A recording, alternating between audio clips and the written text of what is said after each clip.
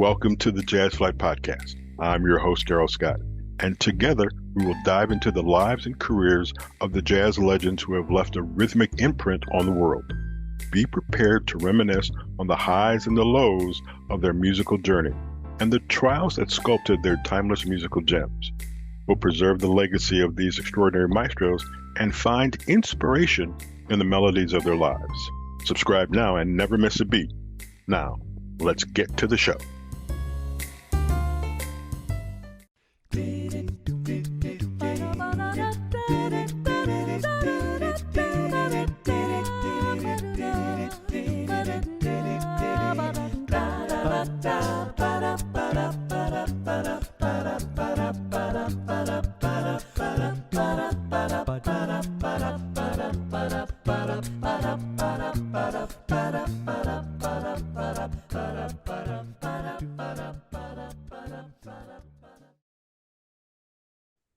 Welcome today, ladies and gentlemen. This is Darrell Scott. You are listening to the Jazz Flyte Podcast. Our guest today has been singing for over 35 years, despite the fact that she only looks 32.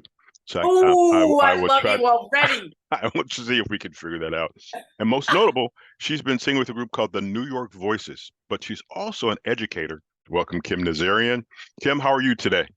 I'm doing fine. Thank you so much. It's always fun to talk about music. I greatly appreciate the time. We are going to learn a lot. As I say, we will learn things today. So my first thing is always, how did you get started in singing? Well, my first singing memory is when I was 5 years old, and I was in a tap dancing class. And we had to tap dance to Carmen McRae's When the Red, Red Robin Goes Bob, Bob, Bobbing Along. Along, right. So my feet were swinging, and I was listening to Carmen McRae and imitating that voice at 5 years old. So that was my first singing memory. And my first singing job was when I was 7, and I sang my first wedding when I was 7. At 7? Yeah. No fear performing in front of people, no shyness? I was up in the balcony of the church and singing the wedding. But then I sang at the reception, sang a song at the reception. And to me at that point, it was just kind of fun.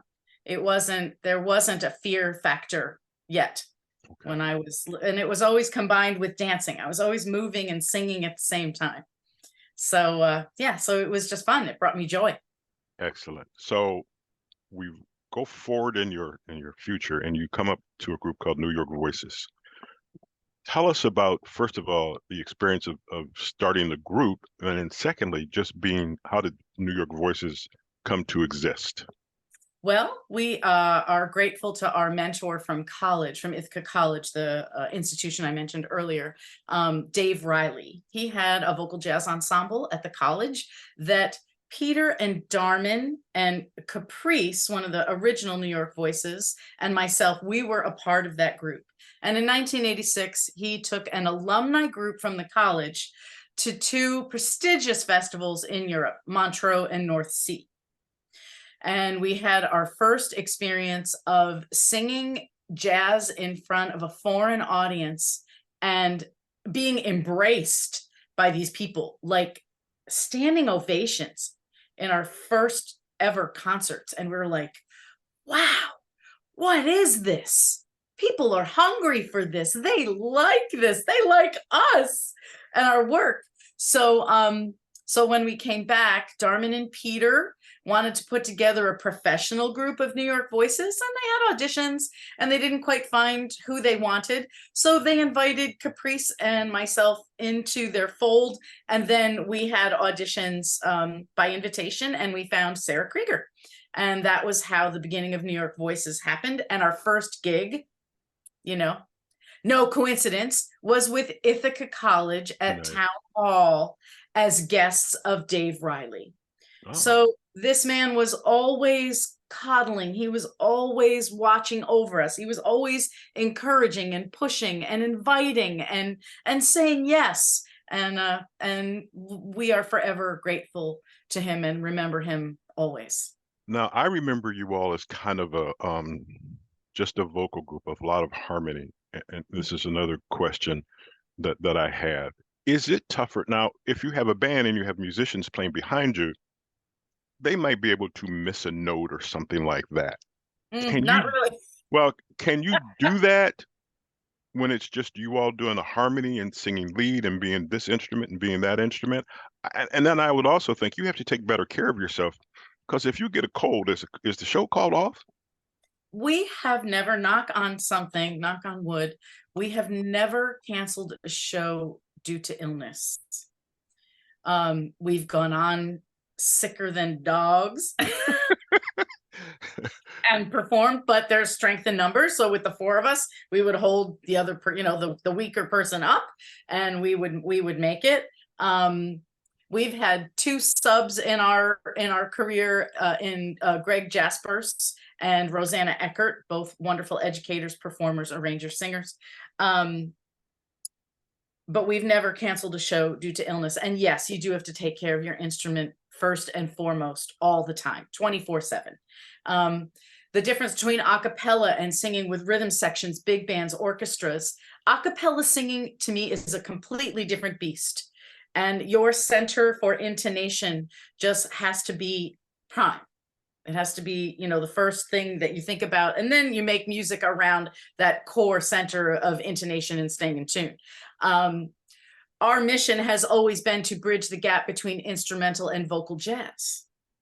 So we love performing with incredible instrumentalists and listening to them, being influenced by them, having them hear us and be influenced by us. Darman is a killing saxophone player. Peter is a wonderful piano player, accompanist, arranger, composer. So we have these instrumental elements within the group that we love and enjoy, and has been our mission and continues to be our mission. So we kind of do both.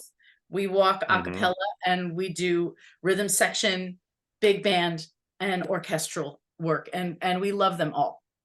So I'm going to ask a medical question. Medical question? Oh. Well, I don't mean. Let me see medical. If I'm qualified.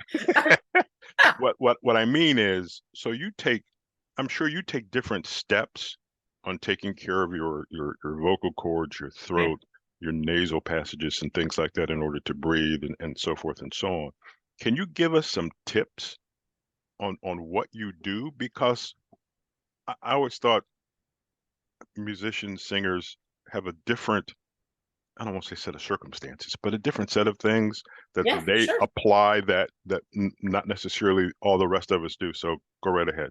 Yeah, well, I mean, first of all, you just have to kind of check in daily and make sure that you are healthy, and preventative care is the best care.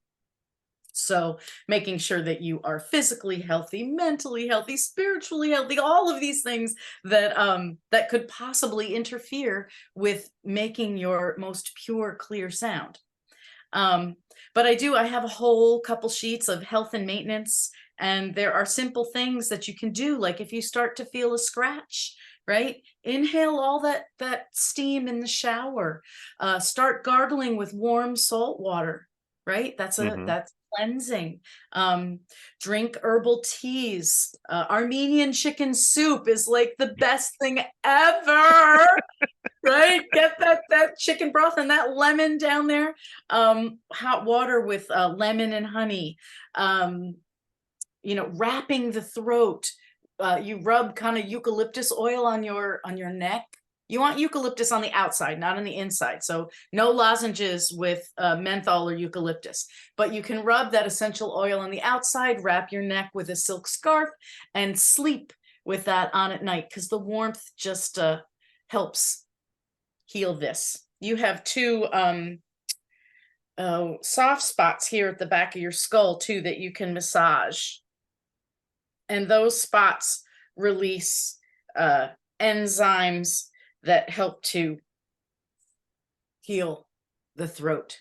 There are just so many things. You can put hot packs under your shoulders while you sleep at night, just to loosen you up and relax. So there are a million things, just homeopathic things that you can do for relaxation, restoration, rejuvenation, and taking good care of this instrument. Yeah, and vocal technique is, of course, your best friend. So how often do you rehearse then? Do I rehearse personally? Yeah, do you rehearse Well, personally? I teach almost every day, Mm-hmm. so I'm kind of reinforcing that all the time in my teaching. Mm-hmm. And I kind of rehearse as necessary. I'm kind of constantly warmed up. Right. Yeah. Are there things to do? Because rumor has it that I have this decent voice, and I'm always Oh my wondering. God, you have an incredible speaking voice. Thank Goodness you. gracious. Thank you. This whole warm-up thing, I've been fortunate to be at concerts and even to be at sound checks Yeah. and to hear the me and all that sort of stuff. Do Mhm. you recommend, are there certain things you should do in order to warm up your voice, so to speak?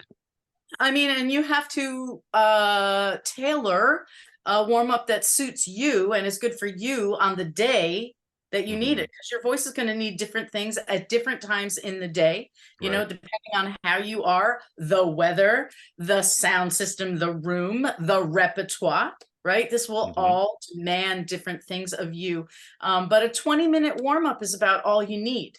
If you're going to be singing all day, if you're going to have a, hour and a half warm up, and then you're going to have a 90-minute concert that night, you don't want to blow yourself out warming up, but you do Mm-hmm. it gradually throughout the day. And you make sure that you have the facility that you need for the repertoire that you're performing. And you know what? Your sound man is your best, or sound person is Mm-hmm. your best friend. Right. Okay. And you have to know something about that too. What do you need out of the monitors? What do you need in the in-ears? Will you get any of the house sound that's coming back to you? Right? Is the band playing at a reasonable level? Right? So all of these things, they It, work together, they work in the, tandem, and I speak from experience. the funny thing is, I've been to a lot of shows, well, a lot of shows, heard a lot of different things, Yes. but now I appreciate them in a different way because of the conversations I have with people like yourself. So Ah, I hear, whether it's an instrument or a voice, I hear that. right. I And mean, you also have to learn how to listen, right, yes. right? Wife and I were at a show, and no names. The person was singing, and the, he just didn't sound right. Mm. And my wife goes, "I really like this," and I go, I'm not a big fan." She's like, "Why?" Because I know what it used to sound like. I tried to eliminate being on the recording and not sounding like the record, but you just hear things and you're just like, okay, I'm just going to enjoy. And I sit back. A lot of times I close my eyes and just listen. And Yeah. I think that's the best thing to do. As I tell my friends and a whole bunch of people, I don't go to concerts to see people. I go to concerts to hear people. Yeah. Yeah, I have a few friends who are mad at me because no, I don't care. But I do. As far as I'm concerned, they can come out in a robe. As long as they sound good, I appreciate it. I'll remember that the next That, time I'm looking for wardrobe. not a But problem. but I do appreciate when people can perform the way they record, Yes. right? And Hmm. I do appreciate the live setting, in that there is an energy Yes. in a live situation that you don't get from a CD. Like, you could just stay home and listen to the CD, Right. but Yes. when Right. you are Yeah. breathing that same air, when you are sharing energy, when you're trying to shift, right, Hmm. the cells in the room Now, your with through group, music, right? right? It's Yeah. magical. Run, run, run a melody, run, run, run a harmony, run, run, run a melody, harmony, melody steadily, run, run, run a melody, run, run, run a memory, run, run, run a melody, memory, melody, merrily. There's a melody I used to play counterpoint every yesterday. Swiftly up and down, I hissing and chissing my fingers and how to play. Run, run, run a melody, run, run, run a memory, run, run, run a melody, memory, harmony steadily, run, run, run. When New York Voices is performing, I've always wondered. You do cover versions, we'll call them cover tunes, whatever you wish to call them. How do you pick those? Which ones do you choose? How do you choose them? And considering if you're doing it a cappella, certain things have to change. Certain people in the group have to pick up the keyboard, have to pick up the saxophone part or something like that. How do you decide that within the group? Well, I mean, if all four of us agree on something, it's pretty good. Mm-hmm. Because it's rare that all four of us agree on Right. anything, Mm-hmm. right? And the song has to have enough room for four people to sing on it, Mm-hmm. right? So we all have to love it. We have to want to sing it for 35 years. We have to perhaps want to record it. And we have to have an arranging idea Okay. that works for four voices and 4-part harmony, Mm-hmm. right? So sometimes those decisions are made if someone needs a lead on a record and we don't have that cut yet. So we bring in ideas and we shuffle through and we go, oh yeah, that's great. You would sound great on that. The great idea with the arrangement. Let's try to put something together and go with it. But we never lift anything directly. Okay. There's always an element of creativity or arrangement in there that sets it apart from the original. Mm-hmm. So there's always a New York voice stamp on something. And like I said, a cover tune has to hit hard in the heart area. We have to love it. Has to have a good message, good lyric. Has to either feature someone that needs some space in our program or the recording, and it has to have enough room for a good arrangement. Do you all say and I don't know what to call it now, CD, album, streaming, whatever you put out there. Say it has 10 songs. Yeah. How many songs do you bring to the table, so to speak? Are there 20 songs selected? You kind of go through them and you go, okay, we're going to needle it down to 10 songs. Or do you just go, here's the 10, this is what we're going to do? Well, there rarely is time to do that much work, and many of our CDs as of late have been collections of things that we've built for independent projects. Mm-hmm. And they don't really have a through line except that they're good music and it's what we've been performing live, and we really do like to perform songs before we record them. We have learned, by experience that just going into the studio, recording something, it's okay. But then, 6 months later, when we've been doing it on the road, we go, oh, I wish we could record that. Right. I get it. But like with the Paul Simon record, we might have had 20 tunes and we recorded 14 of them. But we didn't arrange all of them because it takes a lot of time and energy to arrange them and learn them, perform them, record them for a 4-headed monster, right? So we're very efficient with our time, right? And our choices and our selections. So normally, if it's a brand new thing, each of us will bring like 2 or 3 ideas to the table. Okay. Right. And then you kind of see what surfaces, what works well together, and what everybody likes. And again, getting 4 people to like something, big art chore. form. Big task. Yes. What is from a live perspective, from performing, what's the oldest song that you guys perform? Oh my gosh, what are we still doing from our first CD? I mean, every once in a while we'll do Caravan. Mm-hmm. We haven't done Round Midnight in a long time. But we are, from our second CD, we are bringing back Stolen Moments. Okay. Right now and we're doing it as a tribute to Dave Grusin this month at NJPAC. So yeah, Stolen Moments might be one of those older ones. Dare the Moon, that was on the first CD. That was an original song of Darmin's. We have a couple camps, and I did it recently at one of our camps with one of our choirs there. So, they pop up, they come and go as needed. So speaking of camps. Yeah.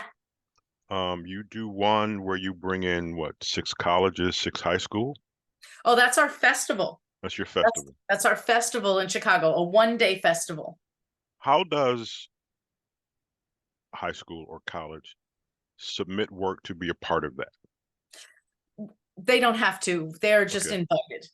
Oh, So okay. we all do enough work, and it's been going for, gosh, well, before the pandemic, it was like 10, 12 years Mm-hmm. that the festival had been running.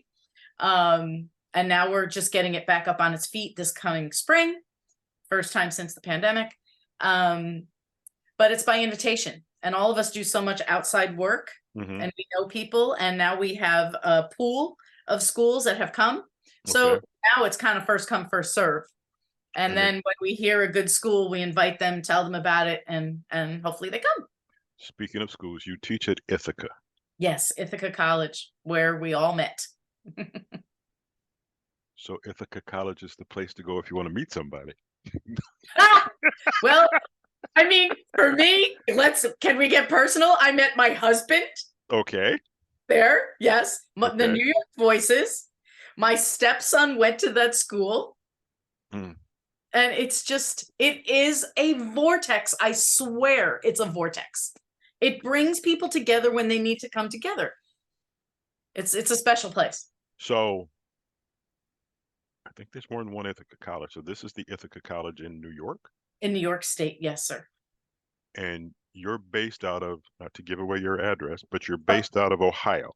Yeah, now I am. I lived in New York, then I lived in Pittsburgh, Pennsylvania for about 13 years, and now we've been in Oberlin, Ohio for 11 years. I won't touch on the Pittsburgh thing tonight. I'm just going to leave that alone. This is so funny. Okay. So are you teaching online and virtual with Ithaca? Yeah. Or It's okay. it's a combination. It's a combination of virtual teaching, and then I go once a semester for a week for a vocal intensive and do everything in person. What does your class, your teaching entail? They have to do 8 assignments for the year that I create, and that includes, learning a Charlie Parker head in solo, and Darman Meter etude out of his improvisation book, and transcription. My vocal jazz majors are doing a 4-part harmony sing together kind of thing. Mhm. Funny, I should do that. They have to write and learn vocalese. They have to write arrangements that are new and inventive and creative for their charts. They have to accompany themselves. There's, so many things to be influenced by and to learn. And of course, these things get more difficult as they go through the 4 years, and they have juries, they have recitals. So it's jam-packed. And can I tell you the one different, unique thing about this program is that at Ithaca College, I pair with a classical teacher. So these students are also getting really solid vocal technique. These classical teachers are learning about vocal jazz, and we are working together. It is another bridge. We talked about that instrumental vocal bridge. This is a classical jazz bridge with open-minded classical teachers who are embracing this repertoire, understand that you can sing it healthfully for 35 years, and that you have something valid and legitimate to teach and work on for their musical identity.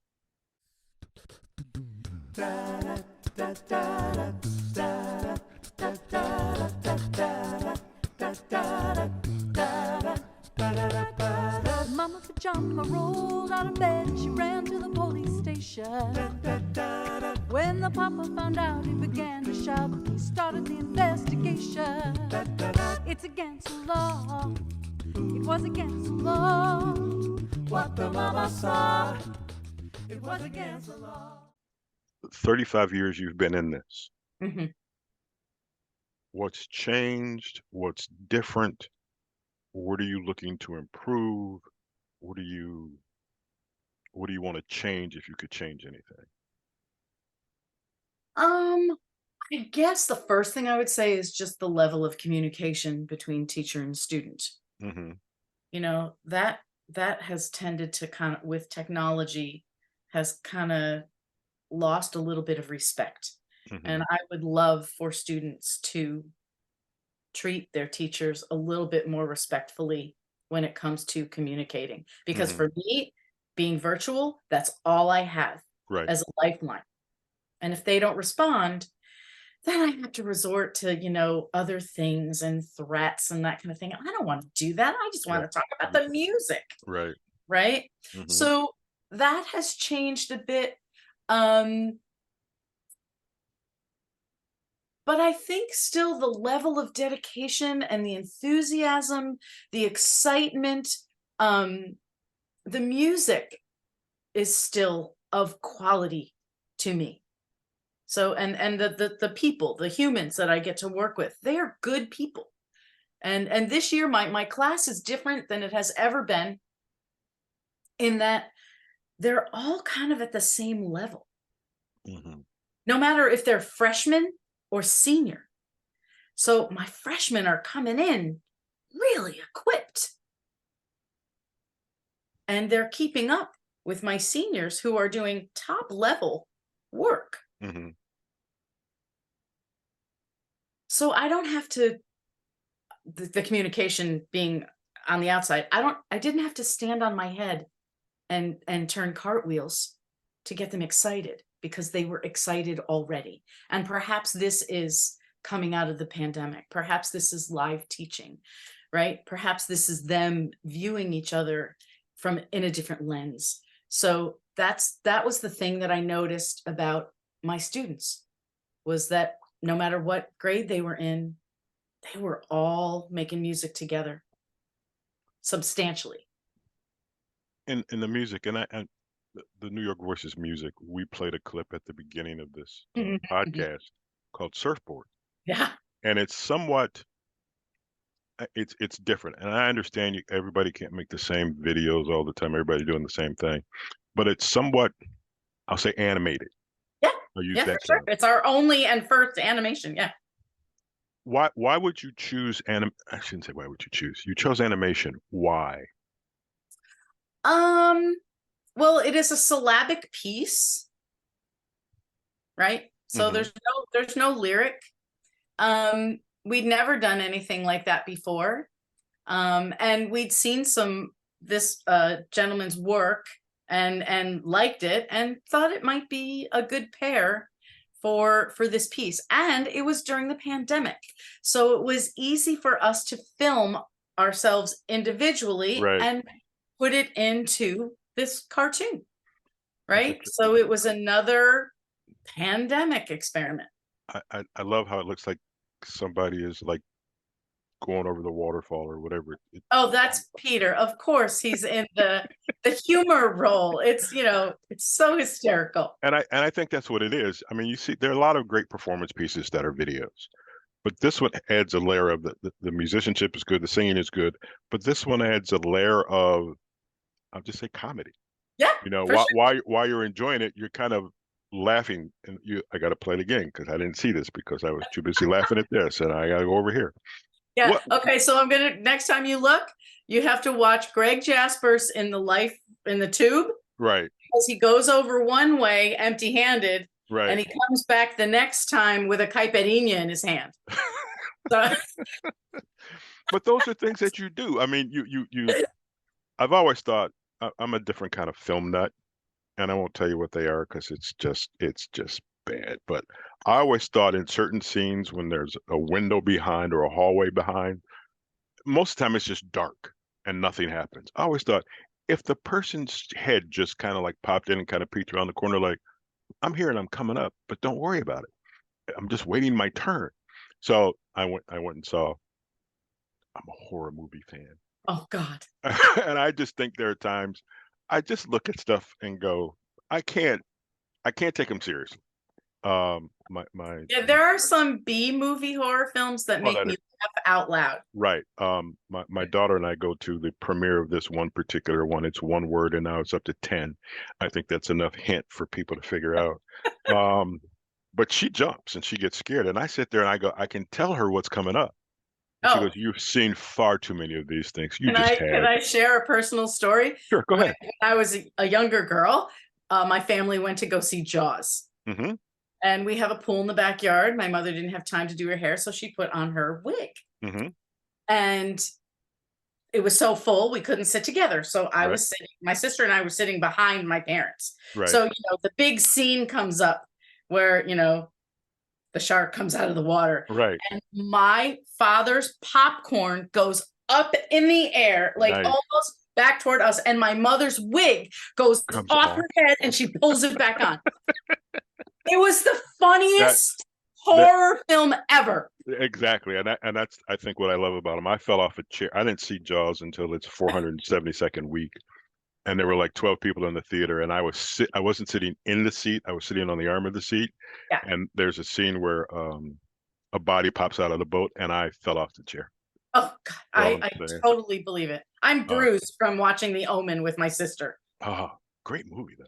All right, enough about horror pictures. We need to talk more about jazz. Because I could go on. So when I listen to New York Voices, what am I listening, if you had to describe it, what am I listening to and for, and my appreciation? I'm already appreciative of the vocals. I get vocals. Mm-hmm. But all the albums you've done, and if you want to name some of them, please go right ahead, or name some particular songs that our listeners can go for and look to find. But, and I'm going to say this, is there a comparison to you and the Manhattan Transfer? Well, there has always been a comparison. We didn't want it at the beginning, which is why we were 5 instead of 4. Mm-hmm. We thought we might break out a little differently, Mm-hmm. but it's inevitable because there aren't that many groups doing what we do. Right. Yeah. So it's like you're kind of like Manhattan Transfer, but different. Yes. So and we're huge fans, completely influenced by them. I was addicted to them in college. And couldn't get enough. And they are friends. And we even have a video out there together, Tickle Toe. If you want to check out, there's New York Voices and Manhattan Transfer together. It's called Tickle Toe, the beautiful tap dancer. My son's playing bass on it. It's so exciting. Nice. Yeah.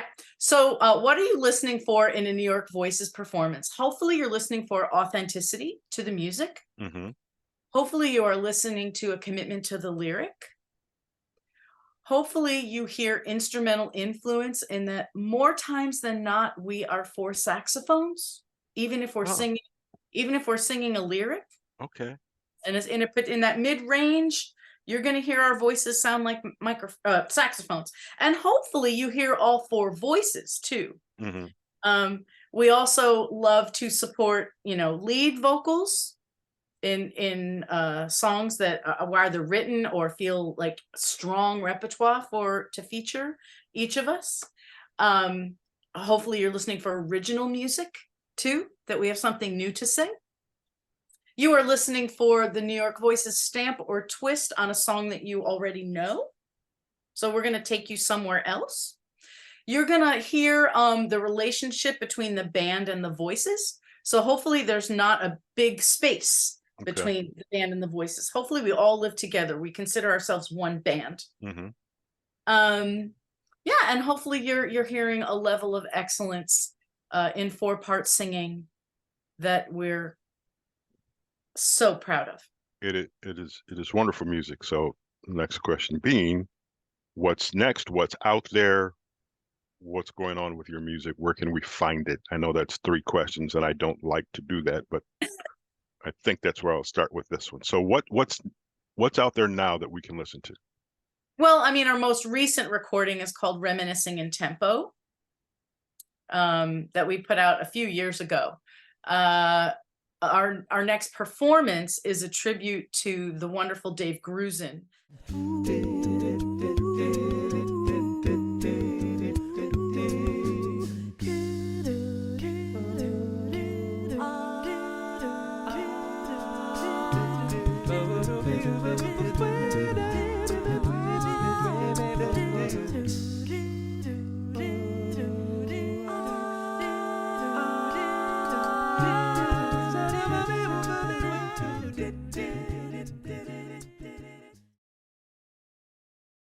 New things, we're not mounting anything really new this year, although we are bringing, like I said, we're bringing our festival back, which takes a lot of energy to muster that up. People have solo projects. Darman just released his solo album with a big band, and New York Voices is on that record. Mm-hmm. We're also on a oh gosh, I have it right here. Let me get it. We are on this CD as a guest, Louise Milan, and it's up for Grammy consideration. Okay. So we have a track on there.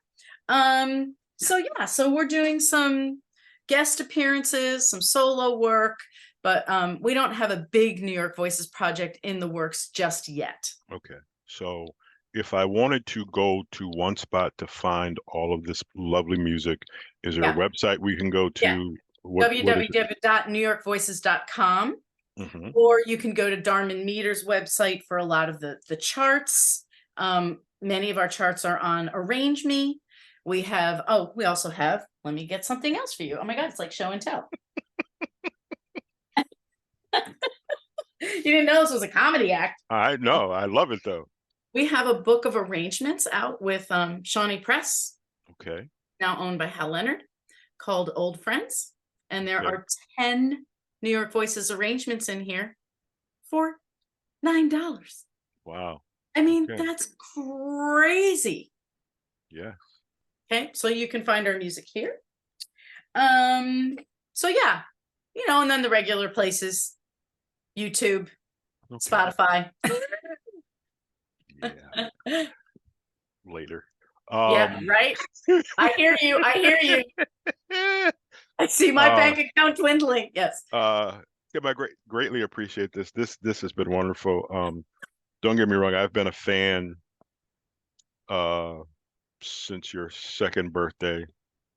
I try to leave age out of it because I just leave age out of it.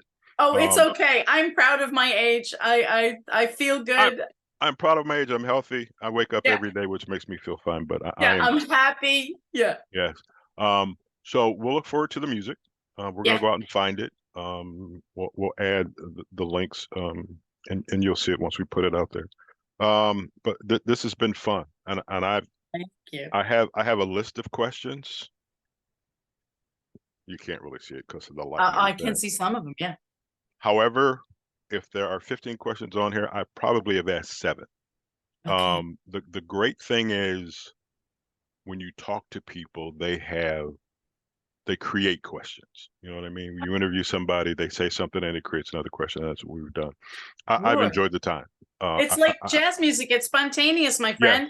Yeah, we had a dialogue. Very, very much so. I'm glad you said that. I have to tell somebody that. Wait, I forgot the other thing that you're going to hear. You're going to hear vocal improvisation with New York Voices. Like when you listen to the music, right? Darman Meter is like one of the best improvisers on the planet, right? Are you saying that for other reasons? Well, just because you don't hear a lot of vocal improvisation, and we were just talking about that spontaneous dialogue, right? And we all improvise, and it's another one of those unique elements, I think, from New York Voices. I appreciate it. Kim, we're gonna look forward to the music. I'll be following you, and we'll make sure that whatever you do, if you can get it to me in some way, shape, or form, I will post it. Well, listen, New York Voices is going to be in Akron in December 3rd. So for any, I am probably 25. I'm between Cleveland and Akron. Okay. I'm actually the first city in what is called. People are gonna know where I live. Okay, don't say it, but I'll write to you. Come be our guest. Okay, I will do that. Okay. And I tremendously appreciate this. Before I go, as always, hey, fans listening, if you have a comment, all you have to do is hit me up on jazzflyte@gmail.com. We'll answer whatever you give, and we'll have more from New York Voices and Kim Nazarian as time goes on. At some point, if something breaks and you go to something really large, let me know. We'll have you back on. Oh, thank you. Kim, large or small, I'm grateful. All right. Thank you very much. Folks out there listening, we'll talk to you next week.